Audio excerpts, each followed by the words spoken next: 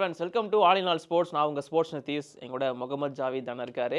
So இன்னைக்கு ஒரு செம்மையான மேட்ச் இருக்கு. அது லைவ் வரப்போகிறோம். பட் அதற்கு முன்னாடி நான் ஒரு மேட்சை பற்றி பேசணும். இவங்க வந்தாலே எப்போ 300 அடிக்க போகிறாங்கன்ற கேள்வி மட்டும்தான் இருக்கு. இது வரைக்கும் அதாவது அந்த டாப் 2 அடிக்கும்.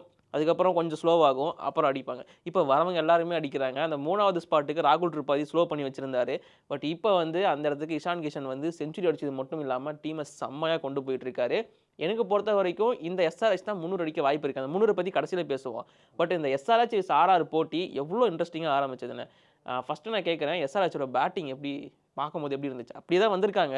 பட் ஒரு சேஞ்ச் வந்திருக்குல்ல, இஷான் கிஷன் அப்படிங்கிற ஒருத்தர். இது எப்படி இருக்குது? வரவங்களாம் 200 ஸ்ட்ரைக் ரேட்டில் அடிச்சுட்டு போகிறாங்களே. ஃபஸ்ட்டு எஸ்ஆர்ஹெச்சோட பேட்டிங் போன சீசன்லேருந்தே மாறிடுச்சு. அதை நம்ம சொல்லி ஆகணும். யாருமே ஒரு பவுலரை இம்பேக்ட் பிளேயர் ரூல் எப்போ வந்துச்சோ அதில் ரொம்ப டாமினண்ட்டாக ஆடுற டீம் பார்த்திங்கன்னா எஸ்ஆர்ஹெச்சாக இருக்குது. அவங்க வந்து எந்த ஒரு பிளேயரையும் வந்து பார்த்திங்கன்னா விக்கெட்டு போனால் அந்த பயமே கிடையாது. ஃபார் எக்ஸாம்பிள் போன வருஷம் வந்து நம்ம லக்னோ கிட்ட வந்து எஸ்ஆர்ஹெச் வந்து 9.4 ஓவரில் பார்த்திங்கன்னா 166 ரன் சேஸ் பண்ணுவாங்க. அந்த மேட்ச் அவங்க அட்டாக்கிங் மைண்ட் செட் எந்த அளவுக்கு அவங்க இருந்ததுங்கிறது போன சீசன் நிறைய மேட்சஸ் அப்படி தான் முடித்தாங்க. இந்த வருஷம் சொல்லவே வேணாம், அது அவங்களுக்கு ரொம்ப பாசிட்டிவாக முடிஞ்சது. போன வருஷம் ஃபைனல்ஸ் போனதுக்கு அந்த அக்ரெஷன் ஒரு காரணம். பேட்டிங் அந்த மாதிரி ஒரு நல்ல அக்ரெசிவாக ஆடினாங்க. ஸோ அதே ஃபார்முலாவை தான் அவங்க இந்த வருஷமும் பின்பற்றுறாங்க. மொதல் மேட்ச்சே அதை நிரூபித்து காமிச்சிருக்காங்க.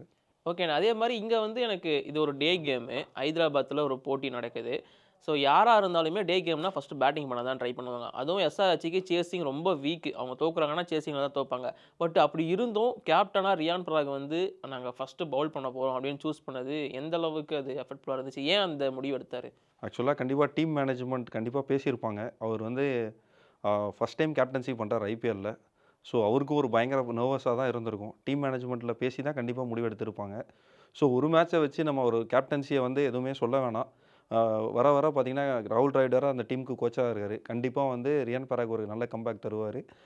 இந்த மாதிரி ஒரு சூழ்நிலை கண்டிப்பாக யார் பார்க்கும்போது என்னடா அது எஸ்ஆர்ஹெச் ஒரு டாமினண்ட்டான சைடு, ஒரு ப்ரெஷரே இல்லாமல் அவங்கள வந்து ஃப்ரீயாக ஆட விட்டது ஒரு நெகட்டிவ்னஸ் தான் என்ன கேட்டால் சொல்லுவேன். ஏன்னா இது சேசிங் பண்ணியிருந்தா கூட ஒரு ஷாட்டுக்கு தப்பாக போயிருக்கலாம். ஸோ அப்போ போகும்போது விக்கெட் விட சான்சஸ் இருந்தது. இப்போ ஃபஸ்ட் பேட்டிங்கிறனால ரொம்ப டாமினண்ட்டாக ஆடினாங்க. பட் இது கொஞ்சம் டாஸ் வந்து கொஞ்சம் யோசித்து முடிவு எடுத்துக்கலாம். ஓகே. டாஸு பிரச்சனை. அண்டு ரியான் பராகோட கேப்டன்சி மேலேயுமே அவர் வந்து அஸ்ஸாம் டீம் பெட்டராக லீட் பண்ணாருங்கிறதுனால தான் இங்கே அப்பாயிண்ட் பண்ணாங்க. ஜெய்ஸ்வால் தான் ஆக்சுவலி கேப்டனாக வாய்ப்பு அதிகமாக இருந்துச்சு. ஸோ ஓவராலாக பார்க்கும்போது ரியான் பராக்கு கேப்டன்சி இப்போ தான் கொடுத்தாங்க. ஜெய்ஸ்வாலா பராகான்னு யோசிக்கும் போது பராகோட டொமஸ்டிக் கேப்டன்சி ரெக்கார்ட் நல்லா இருக்குங்கிறதால அவர் பக்கம் போனாங்க. பட் ரியான் பராக் செம்ம டென்ஸ்டாக இருந்தார். அண்ட் அவர் சொல்கிறது யாருமே கேட்குற மாதிரியுமே எனக்கு தெரில. ஆர்ச்சர்லாம் வந்து கேட்காம போட்டு தான் 76 ரன்லாம் கொடுத்தாரு. அண்ட் ஒரு சின்ன ஸ்டாட் சொல்லிக்கிறேன். ஆர்ச்சர் கொடுத்துருக்கிற இந்த 4 ஓவரில் 76 ரன் தான் ஐபிஎல்லே ரொம்ப ஒஸ்ட்டான பவுலிங் ஃபிகர் அப்படிங்கிற ரெக்கார்டு இப்போ அவர்கிட்ட இருக்குது. ஏன்னா சூப்பரான பவுலர் தான். ஏன்னா எப்படி அடி வாங்குறான்னு தெரில. ஆனால் ரியான் பராகை பொறுத்த வரைக்கும் அவரோட பவுலிங் ரொட்டேஷன்ஸுக்கு மேலே எனக்கு ஒரு பெரிய கேள்விக்குறி இருந்துச்சு. பவர் பிளேயோட ஸ்பெஷலிஸ்ட் சந்தீப் சர்மாவை போட உள்ள, நியூ பால் ஆர்ச்சர் கிட்ட கொடுக்கல, ஃபசலக் பருக்கு தீக்ஷனாவை போட விட்டார். இந்த மாதிரி நிறைய கன்ஃபியூஷன்ஸ் இருந்துச்சு அவரோட கேப்டன்சி. இதெல்லாம் என்ன நினைக்கிறீங்க? இல்லை, முதல்ல நான் ஒன்று சொல்லிக்கிறேன். ஆக்சுவலாக ரியான் பராக் வந்து ரெகுலராக இந்தியா விளையாடுற பிளேயர் கிடையாது. ஸோ ஆர்ச்சர் மாதிரி இங்கிலாந்துக்கு இன்டர்நேஷ்னலுக்கு ரெகுலராக விளையாடுற ஒரு பிளேயர் பார்த்தீங்கன்னா கண்டிப்பாக வந்து அவங்கள நம்ம கேப்டன்ஷிப் பண்ணும்போது கொஞ்சம் வந்து கஷ்டமாக தான் இருக்கும். ஏன்னா இவர் வந்து இந்தியா டொமஸ்டிக் ஆடுற பிளேயர், அவர் வந்து இன்டர்நேஷ்னல் ஆடுற பிளேயர். அதுவும் இல்லாமல் மொதல் மேட்ச் ரொம்ப நர்வஸாக இருக்கும். இந்த முடிவு எடுக்கலாமா, அந்த முடிவு எடுக்கலாமா, கன்ஃபியூஷன் இருக்கும். இது வந்து நீங்கள் கொஞ்சம் வருஷத்துக்கு முன்னாடி திலகரத்னா தில்ஷன் கேப்டன்ஷிப் பண்ணும்போதும் பார்த்தீங்கன்னா ஒரு பாலுக்கும் ப்ரெஷர் ஆகி பவுலரை கத்திட்டு இருந்தார். அதே மாதிரி விராட் கோலியோட இனிஷியல் கேப்டன்ஷிப்லாம் பார்த்தீங்கன்னா தோனி இந்த மாதிரி ஏதோ ஒரு மேட்ச் பார்த்தீங்கன்னா வெஸ்ட் இண்டீஸில் வந்து இன்ஜுரி ஆகுதுன்னு ஒரு கொஞ்சம் நேரம் பிரேக் வெளியே போயிடுவார்.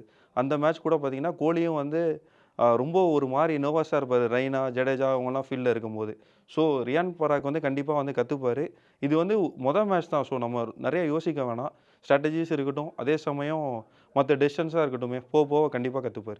ஓகே. அதே மாதிரி இஷான் கிஷன்ங்கிற ஒரு பிளேயரோட பயங்கரமான ரிடம்ஷனாக ஒரு கம்பேக்காக இது இருந்துச்சுன்னு நான் ஃபீல் பண்ணுறேன். ரீசெண்டாக வந்து நிறைய பிரச்சனைகள் அவர் மேலே இருந்துச்சு. நிறைய கிரிட்டிசைஸ் வச்சுருந்தாங்க. டொமஸ்டிக்லாம் ஆடி தான் கம்பேக் கொடுத்துருக்காரு. ஐபிஎல்ல மும்பை இந்தியன்ஸ் ரிலீஸ் பண்ணி விட்டாங்க. இப்போ இங்கே வந்தார். வந்து ஒரு சரியான கம்பேக் கொடுத்துருக்காரு. அவரோட செஞ்சுரி பற்றி சொல்லுங்கண்ணா. கண்டிப்பாக சொல்லி ஆகணும். ஏன்னா இஷான் கிஷான் ரீசெண்டாக பார்த்தீங்கன்னா ஆட்டிடியூட் இஷ்யூஸ்ன்னு சொல்லிட்டு நிறையா அவர் மேலே புகார்கள் இருந்துச்சு. நியூஸ் பேப்பரில் அவரோட பேர் நிறைய இந்த மாதிரி தவறான விஷயங்களுக்கு வந்தது. சீசனோட மொதல் மேட்ச் 100 அடிக்கிறது அவருக்கு ரொம்ப ப்ளஸ். அது மட்டும் இல்லாமல் எல்லாரோட பார்வையும் இப்போ இஷான் கிஷான் மேலே இருக்கும்.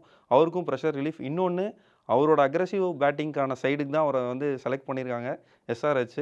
ஸோ அவரோட ஃப்ரீடமாக அவர் கண்டிப்பாக ஆடுவார். இன்றைக்கி மேட்ச் கூட அதுக்கு ஒரு உதாரணம். ஓகேண்ணா. இன்னொரு விஷயம் நான் உங்ககிட்ட கேட்க வேண்டியது, சஞ்சு சாம்சனோட ஒரு கம்பேக்ன்னு சொல்லலாம். இன்ஜுரி காரணமா ஆட முடியாம இருந்துச்சு. இப்ப கூட இம்பாக்ட் பிளேயரா தான் இருக்காரு. 3 மேட்ச் கேப்டன்சியோட பண்ண போறதில்ல. பட் இந்த ஃபர்ஸ்ட் மேட்ச்ன்னு வந்துட்டா சஞ்சு சாம்சன கையில புடிக்க முடியாது. அந்த அடி அடிப்பாரு. அதே மாரி தான் இன்னைக்கு வந்தாரு, அடிச்சாரு. சேம் ஜூரியலும் அடிச்சிருந்தாரு. பட் அவங்க 2 பேரும் அடிச்சது போதல டீம் வின் பண்றதுக்கு. ஏன்னா அவங்க குடுத்தது அவ்ளோ. ஸோ இவங்க ஆர்ஆர் வந்து கம்பேக் குடுப்பாங்களா? பேட்டிங் பெட்டரா இருக்கா? இல்ல பவுலிங் சரி பண்ணிருவாங்களா? ஸோ அத பத்தி கொஞ்சம் இல்ல சொல்லுங்க. சஞ்சு சாம்சன் சீசனோட மொத மேட்ச் அடிச்சிருவாருங்கிற ஒரு பேர் வந்து அவருக்கு இருக்கு. பட் சொல்லப்போனா போன சீசன்ல 2024ல பார்த்தீங்கன்னா, 9 மேட்ச்ல 8 கன்சிஸ்டன்ட்டா வின் பண்ணி அந்த டீம் வந்து 2வது பிளேஸ்க்கு வந்தாங்க. சஞ்சு சாம்சன் கேப்டன்சில போன சீசன் கலக்கிட்டாரு. ஏதோ கொஞ்ச நாளா வந்து பார்த்தீங்கன்னா, இப்போ ஃபார் எக்ஸாம்பிள் ஒரு விஷயம் சொல்லிக்கிறேன்.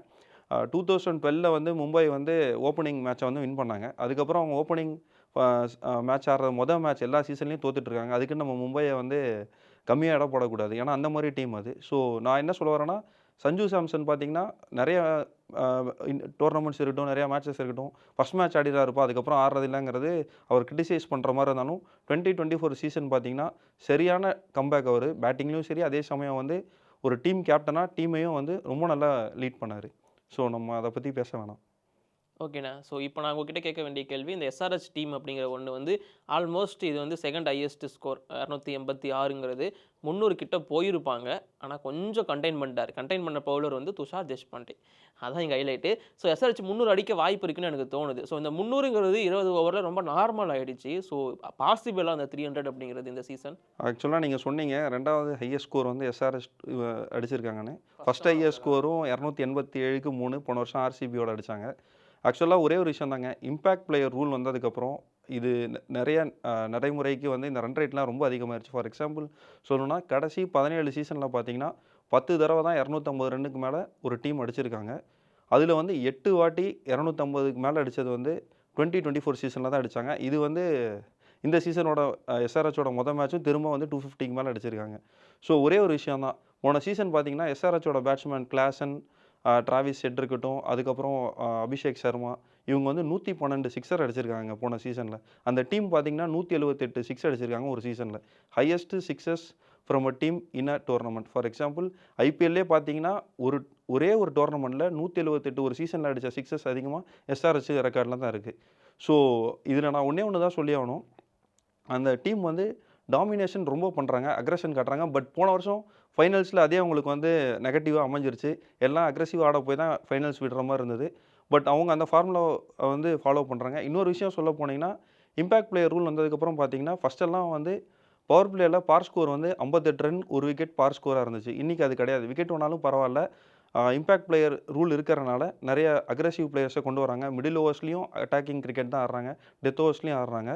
இதில வந்து ரொம்ப வந்து ஒரு கஷ்டமான விஷயம் என்னன்னு சொல்லி பார்த்தீங்கன்னா, பவுலரோட நிலைமை தான். ஏன்னா பவுண்டரீஸ் எல்லாமே வந்து கொஞ்சம் சின்னதாயிருச்சு.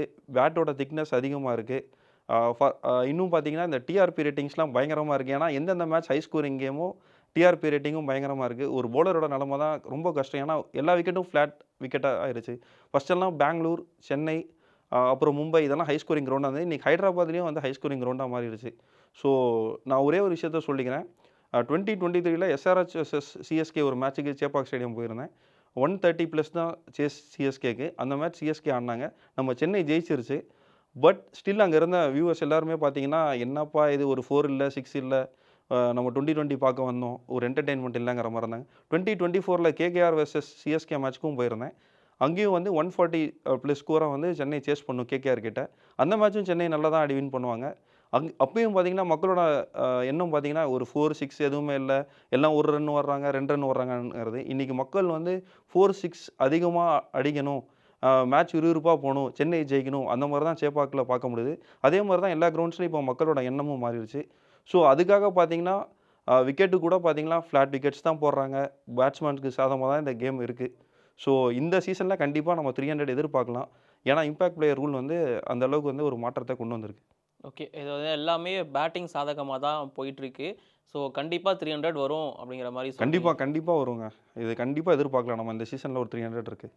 ஓகேண்ணா. ஸோ இந்த போட்டிய முடிச்சுட்டு நம்ம அப்படியே லைவ்க்குள்ள என்ட்ரி ஆயிடுவோம். இப்போதைக்கு இந்த வீடியோவ நம்ம முடிச்சுப்போம். ஸோ கண்டிப்பா இந்த மாரி நெறைய வீடியோஸ் நாங்க வந்து உங்களுக்காக குடுக்க போறோம். ஸோ அதுக்கு மறக்காம சேனல சப்ஸ்கிரைப் பண்ணி வச்சுக்கோங்க. இப்போதைக்கு நாங்க கிளம்புறோம். பாய். நன்றி.